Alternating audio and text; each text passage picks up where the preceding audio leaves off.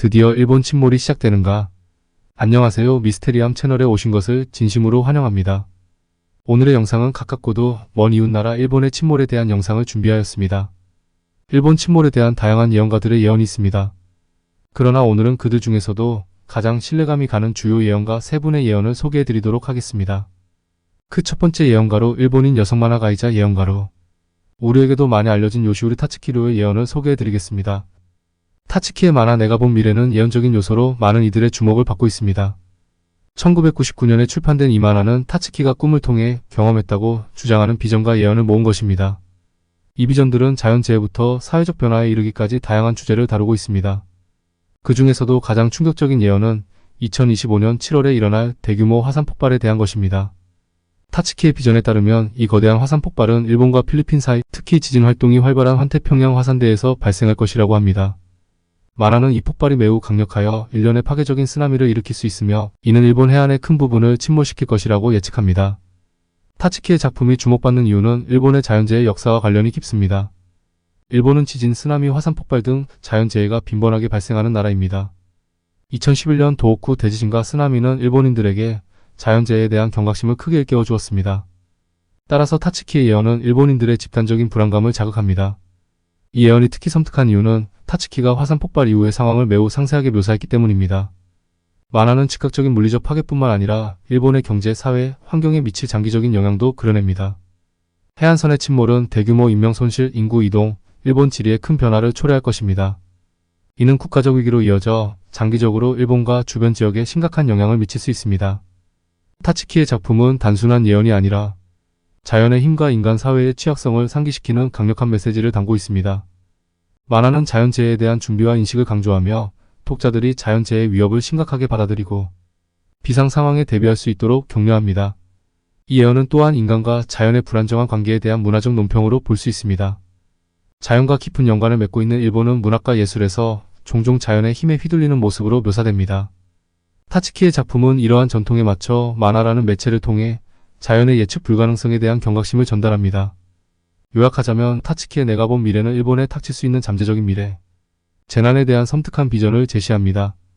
2025년 7월에 일어날 화산 폭발과 그로 인한 쓰나미, 일본 해안선의 침몰에 대한 예언은 재난 대비의 중요성을 강조합니다.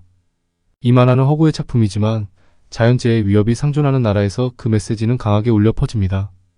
예언이 실현될지 여부와 상관없이 타츠키의 작품은 자연의 엄청난 힘 앞에서 인간 문명의 취약성을 상기시키는 강력한 경고입니다. 타츠키의 예언들을 정리하면서 타츠키에 대한 일본 침몰에 대한 예언을 마무리 짓도록 하겠습니다. 타츠키는 꿈을 통해 다양한 예언을 했으며 그중 일부는 실제로 일어난 사건들과 일치한다고 주장됩니다. 1976년 11월 24일 타츠키는 퀸의 프레디 머큐리가 병으로 사망하는 꿈을 꿨습니다. 실제로 프레디 머큐리는 1991년 11월 24일에 사망했습니다. 1982년 4월 25일 일본 록 가수가 젊은 나이에 사망하는 꿈을 꿨습니다. 10년 후인 1992년 4월 25일 오자키 유타카가 26세의 나이로 사망했습니다. 1986년 11월 28일 프레디 머큐리가 출연하지 않은 영화를 보는 꿈을 꿨습니다. 이는 프레디 머큐리가 사망한 후의 상황을 예언한 것으로 해석됩니다. 1992년 8월 31일 다이애나라는 문자가 꿈에 나타났습니다. 5년 후인 1997년 8월 31일 다이애나 왕세자비가 교통사고로 사망했습니다. 1995년 1월 2일 15일 후나 15년 후에 거칠고 금이 간 대지라는 꿈을 꿨습니다. 15일 후인 1995년 1월 17일 한신 아와지 대지진이 발생했습니다. 1999년 7월 만화 내가 본 미래 출간. 이 만화에는 2011년 3월에 대재해가 일어날 것이라는 예언이 포함되어 있었습니다. 실제로 2011년 3월 동일본 대지진이 발생했습니다. 2020년 4월 타츠키는 미지의 바이러스가 나타나 4월에 정점을 찍고 사라질 것이라고 예언했습니다. 이는 코로나19 팬데믹과 일치한다고 해석됩니다. 2025년 7월 타츠키는 일본과 필리핀 사이에서 거대한 화산 폭발이 일어나고 그로 인해 쓰나미가 발생해 일본 해안이 침몰할 것이라고 예언했습니다. 두 번째로 소개해드릴 예언가는 우리나라의 타너 스님의 예언입니다. 타너 스님의 예언은 일본의 약 3분의 2가 바다에 잠길 것이라는 충격적인 내용을 담고 있습니다. 그는 북극의 빙하가 녹으면서 지구의 극이동이 발생할 것이며 이로 인해 일본이 바다에 잠기게 될 것이라고 설명했습니다. 이 예언은 단순한 자연재해에 대한 경고를 넘어 기후변화와 지구 환경에 대한 심각한 경각심을 일깨우는 메시지로 해석될 수 있습니다. 타노스님의 예언에서 핵심적인 요소는 북극 빙하의 해빙과 극이동입니다. 북극의 빙하가 녹는 것은 현재 우리가 직면하고 있는 기후변화의 중요한 증상 중 하나로 이로 인해 해수면 상승, 극지방의 생태계 변화 등 다양한 환경 문제가 발생하고 있습니다. 타노스님은 이러한 빙하 해빙이 단순한 해수면 상승에 그치지 않고 지구의 자전축이 이동하는 극이동을 유발할 것이라고 주장합니다. 이러한 극이동은 지구의 균형을 크게 흔들어 대규모 지각 변동을 일으킬 수 있으며 그 결과 일본과 같은 국가들이 침몰하는 재앙이 발생할 수 있다는 것입니다. 일본의 약 3분의 2가 바다에 잠긴다는 타노스님의 예언은 일본뿐만 아니라 전 세계적으로도 매우 심각한 문제로 다가옵니다. 이는 단지 한 국가의 문제로 끝나는 것이 아니라 전 지구적인 자연재해와 기후변화의 심각성을 강조하는 경고입니다. 스님의 예언은 인간이 자연의 균형을 깨뜨린 결과로 발생할 수 있는 파국적인 미래를 경고하며 기후변화와 환경 문제에 대한 즉각적이고 강력한 대응이 필요함을 강조합니다. 이 예언을 통해 타노스님은 기후변화와 환경 파괴가 단순한 환경 문제가 아니라 인류의 생존을 위협하는 심각한 문제임을 경고하고 있습니다. 북극 빙하가 녹는 것은 단순히 북극 지역의 문제로 끝나는 것이 아니라 지구 전체의 기후와 생태계에 큰 영향을 미칠 수 있으며 이러한 변화가 극이동과 같은 지구적 변화를 초래할 수 있다는 것입니다. 이는 지구의 기후 시스템이 얼마나 민감하고 복잡한지 그리고 인간 활동이 이 시스템에 얼마나 큰 영향을 미칠 수 있는지를 보여줍니다. 타노스님의 예언은 현재 우리가 직면하고 있는 기후 변화 문제에 대한 깊은 성찰을 요구합니다. 그의 예언이 현실화되지 않기를 바라면서도 우리는 이러한 경고를 통해 기후 변화와 환경 문제에 대한 인식을 높이고 이를 해결하기 위한 적극적인 행동을 취해야 할 필요성을 느끼게 됩니다. 스님의 예언은 단순히 미래에 대한 예언이 아니라 현재 우리가 직면하고 있는 문제들에 대한 경고이자 우리의 미래를 지키기 위한 행동의 필요성을 강조하는 메시지로 볼 수 있습니다. 결론적으로 타노스님의 예언은 기후변화와 지구 환경 문제에 대한 강력한 경고로 해석될 수 있습니다. 북극 빙하의 해빙으로 인한 극이동과 그로 인한 일본의 침몰이라는 시나리오는 우리가 현재 직면하고 있는 기후 변화 문제의 심각성을 단적으로 보여줍니다. 이 예언은 단순한 공포를 조장하는 것이 아니라 우리의 미래를 지키기 위해 지금 행동해야 한다는 강력한 메시지를 담고 있습니다. 우리는 이 예언을 통해 기후변화와 환경 문제에 대한 인식을 더욱 높이고 이를 해결하기 위한 구체적인 노력을 기울여야 할 것입니다. 그렇다면 마지막 세 번째 일본 침몰을 예언한 예언가는 누구일까요? 그분은 다소 생소할 수 있으나 제 채널에서도 소개시켜드렸던 일본의 데구치 오니사부로의 예언입니다. 데구치 오니사부로는 2024년 이후 5년 이내 일본 열도가 침몰할 수 있다는 예언을 했습니다. 그는 일본의 지리적 위치와 지진 활동에 근거해 이 같은 예언을 했으며 이는 일본의 지진 대비와 재난관리의 중요성을 강조하는 메시지로 해석될 수 있습니다.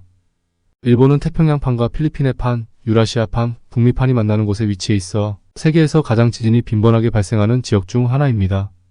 일본은 오랜 역사를 통해 크고 작은 지진을 겪어왔으며 그중 일부는 해일이나 화산 폭발을 동반하여 막대한 인명피해와 재산피해를 초래했습니다.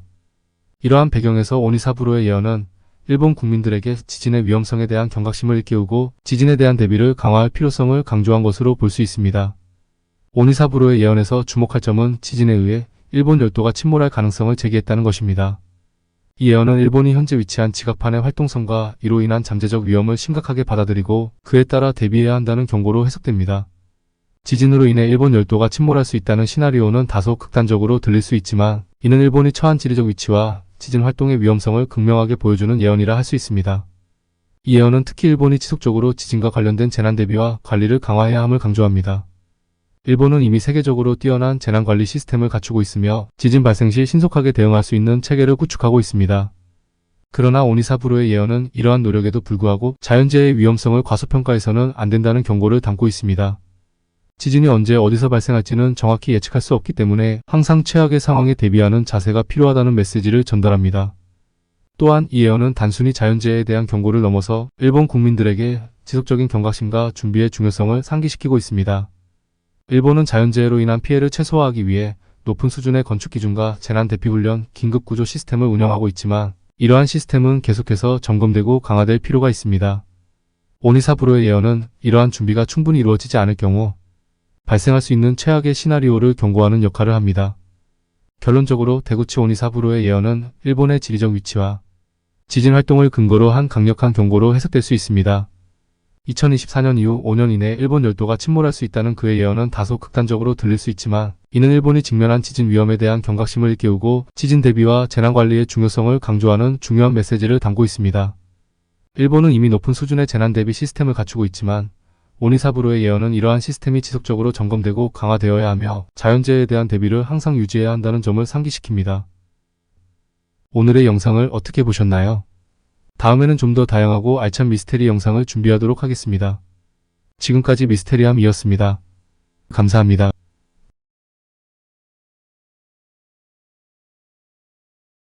황금도시 엘도라도는 실제했을까? 안녕하세요. 미스테리함 채널에 오신 것을 진심으로 환영합니다. 오늘의 영상은 아즈텍 문명의 황금도시 엘도라도는 실제했을까? 라는 주제로 영상을 준비하였으니 재미있고 유익한 시간 되시길 바라며 바로 시작하겠습니다. 엘도라도는 남아메리카의 신화적인 황금도시로 수많은 탐험가와 모험가들의 상상력을 자극해왔습니다. 이 전설은 아즈텍 문명과는 직접적인 관련이 없지만 아즈텍과 잉카 문명에서 발견된 막대한 금과 은의 재산에 뿌리를 두고 있습니다. 엘도라도 전설의 기원은 콜롬비아의 무이스카족에서 시작됩니다. 무이스카족의 왕은 금가루로 몸을 덮고 신성한 호수인 카타비타, 호수 한가운데에서 보물을 바치는 의식을 치렀다고 합니다. 이 의식은 스페인 정복자들에 의해 발견되었고 이 소문은 유럽 전역에 퍼져나갔습니다. 엘도라도라는 용어는 스페인어로 금으로 덮인 자를 의미하며 처음에는 금으로 몸을 덮은 왕을 가리키는 말이었습니다. 1530년대부터 1650년대까지 수천 명의 유럽인들이 엘도라도를 찾기 위해 남미의 정글, 평원산 강을 탐험했습니다. 이 과정에서 많은 사람들이 목숨을 잃었고 엘도라도는 결국 발견되지 않았습니다. 스페인 정복자들은 과타비타 호수를 준설하여 약간의 금을 발견했지만 기대했던 만큼의 금은 아니었습니다. 그들은 엘도라도가 여전히 어딘가에 있을 것이라고 믿고 탐험을 계속했습니다. 이러한 바람이 후대에까지 전해져 엘도라도 전설은 수많은 소설, 영화, 게임 등의 영감을 주었으며 그 중에서도 애니메이션 영화 엘도라도, 더 로드 투 엘도라도가 많은 인기를 끌었습니다. 애니메이션 영화 엘도라도는 2000년에 개봉한 드림웍스 애니메이션 영화입니다. 이 영화는 두 사기꾼 친구인 툴리오와 미겔의 모험을 그립니다. 1519년 스페인 툴리오와 미겔은 도박판에서 전설의 황금도시 엘도라도로 가는 지도를 얻게 됩니다. 이들은 엘도라도를 찾아 떠나기로 결심하지만 순시병에게 쫓기다가 출항 준비 중이던 배에 몰래 탑승하게 됩니다. 배에서 탈출한 후 그들은 결국 엘도라도에 도착하게 되고 그곳에서 다양한 모험을 겪게 됩니다. 이 영화는 엘튼 존이 작업한 OST로도 유명하며 그의 음악은 두 주인공의 모험을 더욱 실감나게 표현해줍니다. 영화는 유머와 감동을 적절히 섞어 어린이와 어른 모두에게 즐거움을 선사합니다. 엘도라도의 전설과 두 주인공의 우정, 그리고 그들이 겪는 모험을 통해 관객들은 황금도시의 신비와 매력을 느낄 수 있습니다. 엘도라도는 현실이든 아니든 그 자체로 많은 사람들에게 큰 영감을 주고 있습니다. 인류는 언제나 미지의 세계를 탐험하고 싶은 욕망을 가지고 있기 때문에 엘도라도 전설은 여전히 매력적인 이야기로 남아 있습니다. 엘도라도 전설은 인간의 탐욕과 모험 정신을 잘 보여주는 이야기입니다. 수많은 탐험가들이 황금을 찾아 나섰지만 그 과정에서 많은 원주민들이 희생되었습니다. 엘도라도는 황금이 땅과 인간의 헛된 욕망을 잘 표현하는 단어로 아직까지도 많은 사람들의 마음속에 꿈의 도시로 남아 있습니다. 이러한 꿈의 도시 엘도라도에 대하여 좀 더 자세히 소개해드리도록 하겠습니다. 8세기경 2000명의 이슬람 군대가 이베리아 반도를 다스리던 서고트 왕국을 멸망시키고 714년 동안 지금의 스페인과 포르투갈 대부분 지역을 지배하였습니다. 이슬람 군대는 700년 동안 통치하면서 기독교인들과 끊임없이 전쟁을 벌였고 이베리아 반도는 각종 왕조들이 난립하는 상황이었습니다. 700년이 지나면서 이슬람 교도의 힘은 쇠퇴하였고 이베리아 반도의 끝자락에 있던 그라나다 왕국만 남게 되었습니다. 마침내 그라나다 왕국이 점령되면서 아랍인들을 몰아내고 이 땅의 주인이 되었습니다. 카스티아 왕국의 공주로 태어난 이사벨 1세는 이웃나라 아라곤 왕국의 페르난도 왕자와 결혼하여 두 나라가 협공하여 이슬람을 몰아내고 스페인 통일의 기반을 마련하였습니다. 참고로 이사벨 1세는 아메리카를 탐험한 콜럼버스를 지원한 여왕으로 유명합니다. 1504년 53세로 세상을 떠나면서 이사벨과 페르난도 사이의 혈통에서 손자인 카르 5세가 스페인을 통치하면서 스페인 통일의 시대가 되었습니다. 이 전쟁 과정에서 스페인 왕조는 많은 자금을 지출하였습니다. 의외로 아랍 통치를 무너뜨리고 얻은 황금은 별로 없었습니다. 정복 과정에서 이슬람 교도로부터 빼앗은 땅은 해당 귀족이 가지는 조건이었기 때문에 카스티아 왕국은 전쟁으로 인해 재정난을 겪고 있었습니다. 이렇게 왕국은 재정난에 빠져들고 자연스럽게 식민지나 무역, 황금 등의 유혹에 약해져 있을 때 콜럼버스가 마르코 폴로가 기록한 지붕까지 황금으로 덮여 있다는 섬, 지팡을 찾겠다고 하여 카스티아 왕조의 이사벨 여왕의 지원과 지지를 얻어 출항하게 되었습니다. 그리하여 1492년에 남미의 에스파냐 섬에 도착할 수 있었습니다. 콜럼버스는 4번에 걸친 항해 중에 끊임없이 황금을 찾았지만 그의 꿈은 실현되지 않았고 결국 실망 속에 세상을 떠났습니다. 자신이 굳게 믿던 인도 땅에 도착했지만 15년이 지난 후에 그곳은 인도가 아니라 아메리카라는 것이 밝혀졌습니다. 인디언이라는 이름도 인도라는 착각에서 유래된 이름입니다. 신대륙을 향해 제2, 제3의 콜럼버스들이 군인, 도둑 광신자 등 다양한 사람들이 모여 대항해 선단을 꾸리기 시작했습니다. 1511년 에스파냐 왕실은 콜럼버스의 아들인 디에고 콜론 제독에게 식민지 개척 업무를 총괄하게 하였고 디에고 벨라스케스는 쿠바 정복과 통치 임무를 맡아 300명의 쿠바 정복 원정대를 꾸려 쉽게 정복하였습니다. 이렇게 쿠바를 아메리카 정복의 발판으로 삼아 멕시코에 버티고 있는 아즈텍 제국과 한판을 준비하는 과정에서 3차 탐험대에 아즈텍을 무너뜨린 코르테스가 합류하게 되었고 나중에는 코르테스가 원정 대장이 되었습니다. 코르테스는 상관인 쿠바 식민지 제독인 디에고 벨라스케스의 명령을 받아 1519년 2월 10일 600명의 스페인인과 300명의 안티아스 원주민 피레마에 신문의 대포를 실은 배와 함께 유카탄 탐험에 나섰습니다. 나중에 아즈텍 제국에 모략질당한 주변의 원주민들과 합세하여 인구 500만의 아즈텍 제국을 무너뜨리고 황금을 탈취하여 멕시코 지역을 식민지로 만들었습니다. 이때 스페인은 독일과 프랑스, 네덜란드 등을 포함하는 신성로마 제국으로 성장하였습니다. 이런 과정을 거치면서 콜롬비아의 보고타 평원에 사는 무이스카족의 전설이 전 유럽을 휩쓸고 골드러시족들이 몰려들기 시작했습니다. 소문은 꼬리에 꼬리를 물고 과장되었지만 일확천금의 기회를 찾아 아메리카로 몰려들었습니다. 멕시코 지역의 아즈텍 제국을 무너뜨린 후 얻은 황금은 스페인을 유럽의 최고 부자 나라로 만들었지만 더 많은 황금을 찾아 다음 희생자들을 찾고 있었습니다. 이렇게 구축된 황금 루트는 남미로 향하게 되어 유카탄 반도를 대규모 조사하는 원정대가 출항하게 되었고 1533년 프란시스코 피사로가 페루와 에콰도르 지역의 쿠스코를 합병하여 잉카 제국을 멸망시켰습니다. 잉카 제국은 찬란한 고대 문명이었지만 황금의 도시는 아니었습니다. 약탈물로 금괴 6톤과 은괴 60톤을 얻었지만 스페인 왕조나 탐험가들의 야욕은 충족되지 않았습니다. 이런 시점에 유럽 탐험계에는 콜롬비아 보고타, 고원지대에 사는 무이스카족의 기이한 의식이 소문처럼 퍼져나가 모두들 이곳을 찾으려고 혈안이 되어 있었습니다. 소문에 따르면 무이스카 부족은 새로 취임한 족장이 온몸에 금가루를 바르고 신성한 의식을 치르는데 의식이 끝나면 신성한 호수에 들어가 몸을 씻고 부족민들은 호수로 가서 금과 온갖 보석들을 던진다는 종교 의식이 있었습니다.